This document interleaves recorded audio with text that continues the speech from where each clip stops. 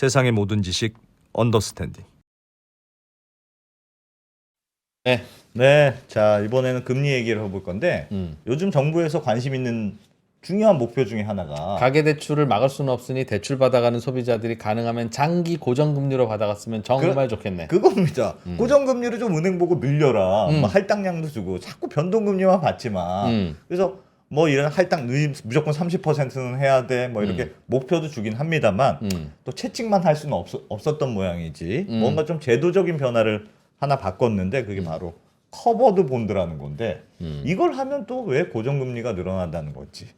잘 못 들어본 커버드 본드. 네, 은행들한테 야 니네 좀 고정금리 대출 좀 해. 미국은 다 30년 고정금리 대출을 준대잖아. 네. 왜 안 해? 라고 했더니 은행이 아니 그럼 우리도 30년 고정금리로 자금을 조달해 와야 그걸 30년 고정금리로 빌려 대출을 하는데 우리한테 30년 고정금리로 예금해 주세요라고 하면 네가 하실 겁니까? 안 할 거잖아요. 그렇지. 우리는 어디서 돈을 구해와다가 그렇지. 30년 고정금리를 빌려줘. 그럼 그럼 30년짜리 파월도 모르는 금리를 그렇지. 그래서 못합니다. 라고 하니까 그래? 요걸 하면 된다. 그럼 우리가 그런 거 한번 만들어 보여줄게. 니네가 30년 고정금리로 자금을 조달할 수 있게 해줄게. 그렇습니다. 아, 자식 되게 시끄럽게 그러네. 라고 해서 만들자고 한 게 오늘 주제인 커버드 커버드 본드라는 본드다. 건데 네. 좀 자세히 좀 배워보겠습니다. 네. 장순원 기자님이 좀 취재를 해오셨다고 해서 어서 오십시오. 네, 안녕하세요. 네, 우리가 설명한 게 대충 맞습니까? 거의 뭐 한 40% 설명했죠? 거의 다 하셔갖고 예. 이제 뭐 저희 할 게 없네요. 네. 어쨌든 커버드 본드 좀 더 배워보죠. 네, 커버드 본드 우리 말로는 이중 상한 청구권부 채권 말이 어렵죠. 만기가 긴 채권인데 그림을 보면서 설명을 드릴까요? 네. 아까 천준범 변호사님 PPT 보고 감동받았는데 선영해서 만들어 주셨나? 네, PPT 잘 만드시더라고요. 네. 이거 좀 차이가 많이 나는데 이거 수준의 격차가 나는데. 안 띄워주시네요. 네. 예. 이제 부끄럽네요. 예. 요 커버드 본드는 여기 이제 은행이 발행하는 거고 기초자산이 이제 그 보통 이제 모기지 증권이나 뭐 꽤 거의 비슷한 꽤 괜찮은 증권으로 풀을 만드는 건데 예. 이 투자자들이 이 커버드 본드 투자자들이 기초자산에 대한 청구권도 갖고 있고, 그러니까 은행에 이제 이 은행이 망했을 때 은행의 자산에 대한 청구권도 갖고 있어요. 이게 이중의 청구권을 갖고 있어서 은행한테 돈을 빌려주고 은행은 돈을 빌려오는 게 은행채고 커버드 본드도 본질은 같은데 커버드 본드를 들고 있는 분은 야 그러면 은행이 어려워지면 어떻게 우리가 못 받잖아 라고 하는 걱정은 있을 수 있으나 괜찮아. 이 커버드 본드는 원래 본질이 장순원이라고 하는 소비자가 30년 동안 돈 갖고 있습니다라고 약속했던 그런 계약서를 근거로 하는 거라서 그렇지. 혹시라도 은행이 망해도 장순원님이 계속 잘 갚아주기만 하면 그 돈은 우리가 갖고 갈 수 있는 거야. 야, 그 말이 그 그러니까 말이잖아. 이중 안전장치가 있어. 그 말이 그 말이잖아요. 물론 은행이 망할 때 장순원은 먼저 더 망했겠지. 물론. 아니 뭐 어떻게 알아 사람 일이라는 게. 물론. 그러니 그 말이잖아요. 빌려간 개인한테도 청구권을 행사할 수 있고, 네. 그 채권이니까 채권에 대한 행사권을 행사할 수도 있고, 그 말 아니면 그래서 이중이다. 주택담보대출을 담보로 빌려준 투자자들, 그러니까 투자를 받은 거니까 이 은행이 망해도 그 주택담보대출의 그 대출 이자를 갚아주잖아요, 계속 풀은. 네. 네. 풀은 살아 있으니까. 에셋 백드란 말이죠. 네. 그래서 그 투자자 대출을 빌린 사람들이 투자자한테 계속 은행 이자 갚아주면 이게 살아 있는 거고 그것도 좀 부족하면 은행이 망했더라도 은행이 망했어도 자산은 좀 남아 있을 거 아니에요. 뭐 그렇죠. 네, 그 자산에 대한 청구권도 갖고 있다. 그래서 그건 당연하지. 네, 그래서 이중 안전장치가 달려 있다. 그래서 은행채보다는 이론적으로 금리가 좀 낮게 이제 발행할 수 있다는 장점이 있습니다. 이게 우리나라에서 2014년에 관련법이 만들어졌는데요. 네. 한 10년 정도에서 한 11조 원어치가 발행이 됐고, 그러니까 연평균 한 1, 2조 원? 근데 이것도 2021년 이후엔 발행이 안 돼 있어요.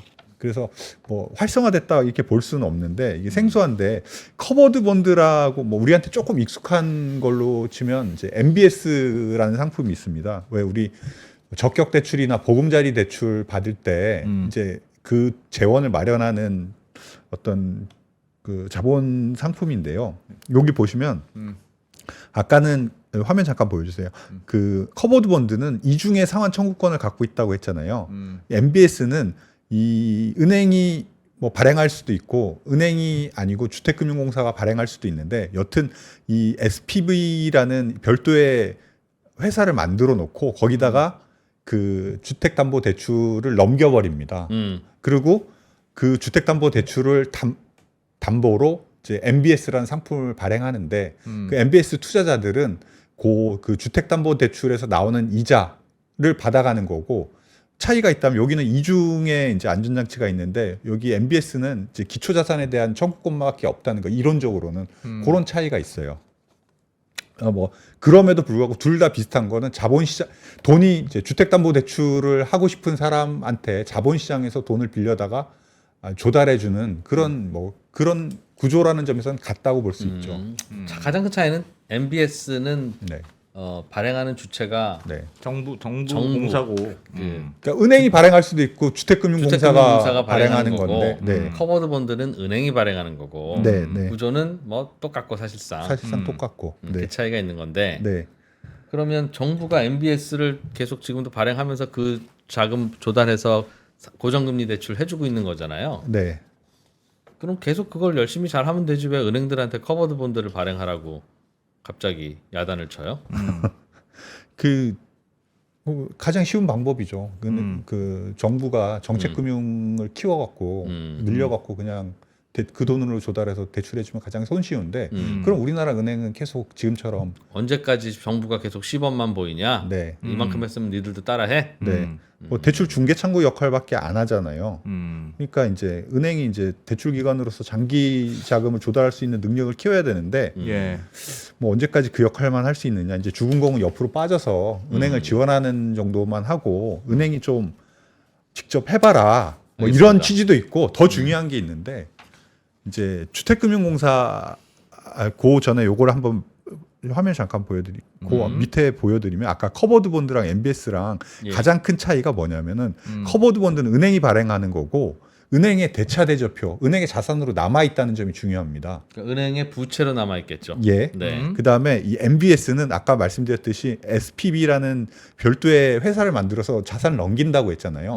그 MBS를 찍으면 은행의 대차대조표에선 빠져버려요. 이 말이 뭔 말이냐면은 그 MBS를 발행해서 주택금융공사가 MBS를 발행하며 해서 이제 자금을 조달하는 방식으로 가게 되면 은행은 그 MBS에 이제 찍을 때 그 자산을 다 양도해 버리면 대출 계약서를 네, 대출 계약서를 다 넘겨 버리잖아요. 은행은 할 일은 없는 거죠. 은행은 솔직히 말하면 창구에 찾아온 고객들한테 신청서만 받아준 역할만 한 거죠. 네, 맞아요.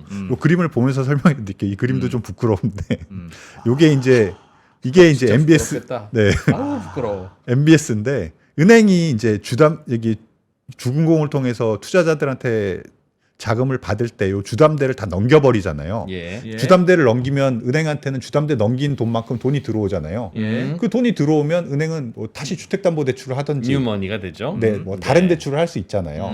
근데 여기 아까 말씀드렸듯이 커버드 본드는 은행의 북 안에 그 주담대가 남아 있어요. 왜냐면 자기가 갚아야 되는 의무가 여전히 남아 있으니까. 네, 주담대가 남아 있기 때문에 이 주담대에서 주담대를 담보자산으로 커버드 본드를 발행을 해서 시장에서 돈을 받는 건 마찬가지인데 여전히 회계장부에 주담대 얼마가 남아 있기 때문에 대출해준 장부가 남아 있다는 남아 있기 뜻이죠. 때문에 예. 뉴머니가 들어와도 그걸 그 주담대로 돌리기는 힘들어요. 왜냐하면은 은행의 어떤 주담대 규제 어떤 그 선이 있잖아요. 당국에서 뭐 일정 부분 이상은 하지 말아라 규제도 하고 본인들의 포트폴리오 관리를 해야 되니까 주담대를 대출을 해줄 수는 없는 거거든요. 그러니까 MBS나 커버드 본드나 둘 다 이제 시장에서 자금을 조달하는 것 같지만 그리고 이제 장기 고정금리에 것도 같지만 다른 점이 있다면은 MBS를 늘리면 전체 가계대출이 늘어날 수 있는 위험이 커지는 거고. 왜? 아니 왜요? 그러니까 왜요? 그러니까 말씀드렸잖아요. 회계장부에서 사라지니까, 그러니까 은행의 대출이 이제 주택금융공사의 가계대출로 이전이 되죠. 주택금융공사가 돈 빌려준 거랑 똑같은 상황이 그렇죠. 되죠. 예. 주택금융공사가 가계대출을 해준 거랑 똑같은 네. 상황이 되고 네. 주담대 은행은 거죠. 다시 그 주택 주택금융공사에서 받은 돈을 갖고 또 주택대출을 일으킬 수 있으니까 그렇죠. 네, 네. 전체 대출이 이중으로 커지는. 늘어난다. 네. 예. 근데 커버드 본드 같은 경우에는 그 알겠어요. 알겠어요. 두 개 남아 있으니까 주담대를 풀로 해서 대출을 그 커버드 본드를 발행해서 시장에서 자금을 조달하더라도 그걸 다시 가계대출로 돌리긴 힘들다는 거죠. 그러면 간단하게 말하면 그 주택담보대출 시장에서 이제 네. 그 주택금융공사는 은퇴할래. 네. 아 이제 은행들이 니들이 좀 알아서 좀 해봐. 자꾸 우리가 사실상 은행 역할을 지금 하고 있잖아. 네. 그러니까 그런 은행 얘기네요. 창구에 와서 그 정책금융공사 그 고정금리 대출을 해주면 네. 은행은 그거 대출해주고 요건 속 넘긴 다음에 난 대출을 해주는 게 없는 거야. 그렇죠. 라고 생각하고 또 신규 대출을 할 수 있는데. 그렇죠. 요런- 그러다 보니까 가계대출이 엄청 늘었는데 요거 잠깐 보여드릴까요, 화면을? 혼자 은행들 니들이 혼자 해봐라. 네, 이것도 좀 부끄럽지만 네. 네. 보시죠. 이게 지금 가계대출이 1,000조가 넘었어요. 이게 22년 자료니까 이거보다 더 많겠죠. 네. 근데 여기 은행권의 대출이 한 800조 정도 되고 네. 그 이 은행권이 200조 된다는 거죠. 아니요, 정책 모기지가 200조 원이나 됩니다. 네. 그러니까 주택금융공사가 지급하는 그 정책 모기지가 200조 원 정도 되고 네. 이 200조 원은 거의 순수 고정형 금리인데 은행은 이 순수 고정형 금리가 거의 없어요. 그러니까 이렇게 이제 장기 고정금리는 다 주택금융공사 몫이 되면서 동시에 가계부채로 쌓여 있고 예. 통계는 잡히고 있고 통계엔 잡히고 있고 예. 은행들은 이제 변동형 금리만 계속 팔아서 팔고 있는데 네. 저 노란 누리끼리한 색깔로 되어 있는 저 순수 고정도 예. 지금은 주택금융공사가 대출해 준 건데 저거 주택금융공사가 슬슬 빠지고 예. 저기에도 다 은행들이 들어와라 그런 네. 얘기네요. 네, 그렇습니다. 그러면 전체적으로 은행 대출은 한도가 있을 거고 예. 예금에 한도가 있지 않습니까? 내가 예금이 얼마에 따라서 대출해 줄 수 있는 한도액이 있으니 예. 정부의 속셈은 은행이 고정금리 대출을 많이 바꾸고 많이 했으면 좋겠어. 예. 근데 우리는 정책금융 그 고정금리 대출은 좀 빠질래. 예. 그래서 전체 가계 대출은 많이는 안 늘었습니다. 전체 가계 대출을 고정시키고 그 안에서 이제 그런 은행들의 고정금리 대출 비중을 높이겠다는 취지죠. 그런 취지네요. 네. 그런 속셈이네. 주금공이 빠지고 그럼 은행들이 그 역할을 하면 네. 우리의 궁금증 중에 하나는 그럼 전체 가계 대출 규모, 전체 주담대 규모는 네. 주금공이 빠져나가는 것만큼 줄어들까요? 아니면 그거를 은행들이 메꿔서 어차피 그거는 마찬가지가 될까요? 그러니까 이게 네. 가계 대출 자체를 줄이는 목적도 있냐? 네. 아니면 그건 아니라 가계 대출을 해주는 주체만 스위치 교체하는 효과가 있냐? 그러니까 스위치 효과만 있겠죠. 스위치 효과만 있는데 그것도 스위치가 될지 안 될지는 좀 봐야 돼요. 그거 되게 맞아. 제가 좀 질문 드리고 싶었던 게 네. 왜 은행들이 모을 때는 야 은행이 어떤 은행이라도 네. 저희한테 저 20년 장기 저 대출 장기로 돈 빌려주실 분 하니까 없으니까 야 우리도 그럼 고정금리 못 하겠다. 네. 그렇게 했던 건데 네. 야 이 가만히 있어봐. 주금공이 나서서 네. 안녕하십니까 주금공입니다. 자 20년 동안 고정금리로 저 돈 빌려주실 분 손 드세요라고 하면 쭈삣쭈삣 손을 많이 들더라는 거예요. 예. 그러니까 주금공이 나서서 다 바이마 되잖아. 이게 모아가지고 자 이걸로 이제 대출 해주는 건데 주금공이 나서서 이거 하라고 할 때 쭈삣쭈삣 손든 기관 금융회사들은 주금공이니까 전화해가지고 어이 그 김은행장 이번에 저 우리가 발행하려고 하는데 이번에 뭐 깜빡하고 손 못 든 모양이지? 내일 한번 기회 더 드릴게요. 그렇지. 그럼 또 내일 손 든다고. 근데 은행이 한다 그러면 그게 되겠느냐? 안녕하십니까. 저 신한은행장 안무개입니다. 자 오늘 똑같이 지난번에 했던 거 다시 한번 하겠습니다. 20년짜리 장기 고정금리 하실 분 손 그러니까. 들겠냐고죠 이게. 그래서 지금까지 잘 안 됐던 거 아니에요? 어차피 커버드 콜이라는 게, 뭐 커버드 본드라는 게 제도는 있었으나 네. 어쨌든 그동안 잘 안 돼서 그래서 그냥 주금공이 MBS 발행하고 했던 게 예. 쟤네들은 안 되니까 그리고 하고 좋아서 그런다기보다 30년 동안 돈을 빌려주면서 야 신한은행은 망할 수도 있잖아. 그런데 중국은 안 망하지. 예, 그러니까 주체가 이렇게 달라지면 사람들의 판단도 달라질 것 같은데요. 예, 맞아요. 이게 은행이 지금까지 커버드 본드가 2014년에 제도가 도입됐는데도 활성화가 안 된 건 예. 사실 은행이 신용이 너무 좋기 때문이에요. 응? 예? 그게 무슨 왜냐? 말이에요? 예. 이제 은행 물론 그 말씀하신 것도 맞지만 은행이 은행채 발행 대비 이제 그 커버드 본드를 발행하면 길게 낮은 금리로 발행해야 되는데 예. 은행채를 발행하는 거랑 그렇게 금리 차이가 없었거든요. 왜요? 왜냐 은행이 신용 등급이 A 지금 트리플 A다 보니까 매우 높은 편인데 거기서 이제 더 금리를 낮추려면 뭔가 뭐 은행이 예를 들면 뭐 더블 A라든지 뭐 이 정도에서 은행이 그 신용 등급이 높고 그다음에 이제 이 발행하는데 부대 비용이 좀 많이 들거든요. 한 20bp 정도 들기도 하고. 예. 그다음에 말씀하신 대로 이 시중에 주금공이 MBS를 발행을 해요. 주금공 비슷한 상품인데 주금공은 국가기관이니까 망할 리가 없잖아요. 그러다 보니까 은행채 대비 낮출 수 있는 금리는 적고 경쟁 상품으로 MBS가 이미 있어서 투자 수요는 MBS에 혹은 은행채에 몰려. 이러면 이제 은행은 발행할 실익이 없거든요. 예. 그래서 지금까지 발행이 안 됐는데 은행이 장기 고정금리로 돈을 빌려오면서 네. 이거 별도로 대출 자산에 대한 그 청구권도 있으니 네. 에셋 백트 된 거니 네. 좀 싼 금리로 그 대신 우리가 빌리겠습니다. 그런 거죠. 라고 해봐야 네. 아니 됐어 그 별로 금리에는 나 상관없다. 돈 안 줘. 네. 그렇게까지는 난 싸게 금리 받고는 돈 빌려줄 수 없어. 네. 라고 게다가 생각한다는 거지. 비용도 20bp 정도 드니까 요거 보세요. 지금 화면을 잠깐 보여드릴게요. 요게 은행채 최근에 5년짜리 발행 금리인데 예.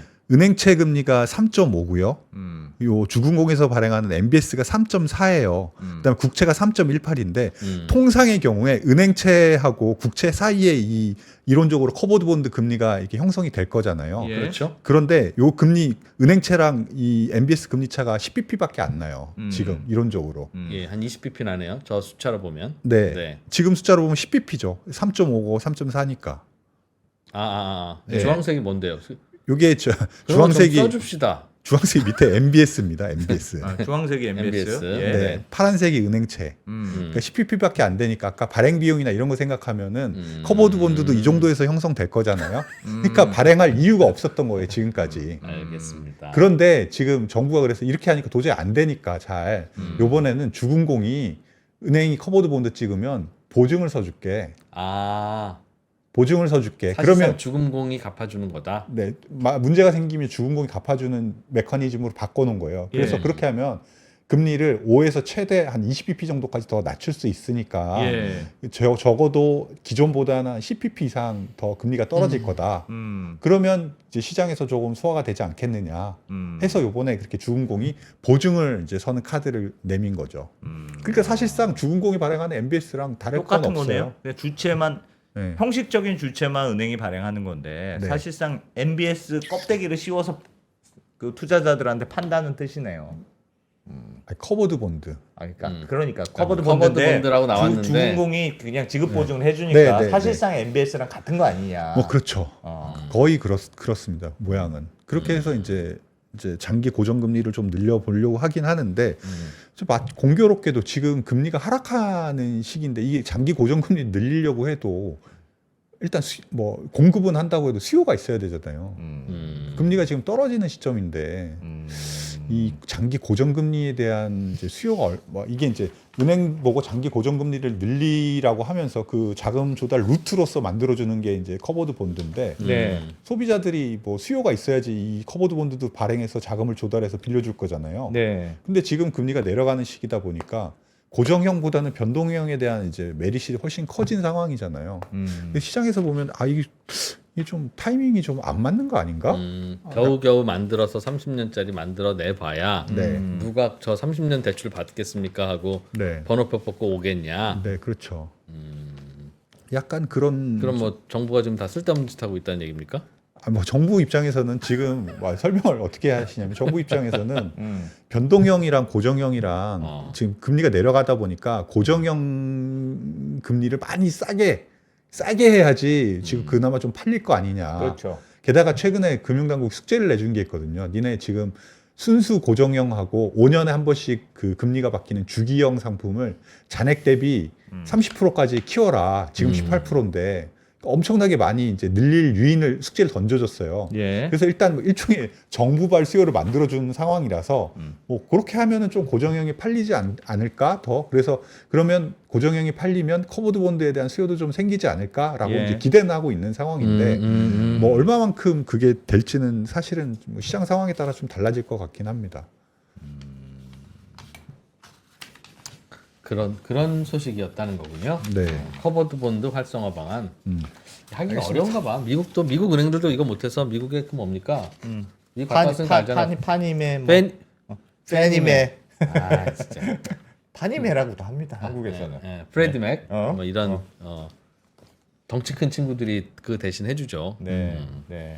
근데 뭐 미국 같은 경우에는 그런 식으로 MBS를 많이 발행하고 또 유럽은 옛날부터 이 커버드 본드를 많이 발행을 했다고 그래요. 유럽은? 전통적으로. 네. 어. 그래서 좀 미국하고 유럽하고 방식이 다르다고 하긴 하는데 우리도 뭐 지금 MBS 시장도 있고 이 커버드 본드 시장도 좀 키워보겠다. 뭐 그런 상황이긴 한데 전반적인 시장 상황은 좀 녹록지 않다.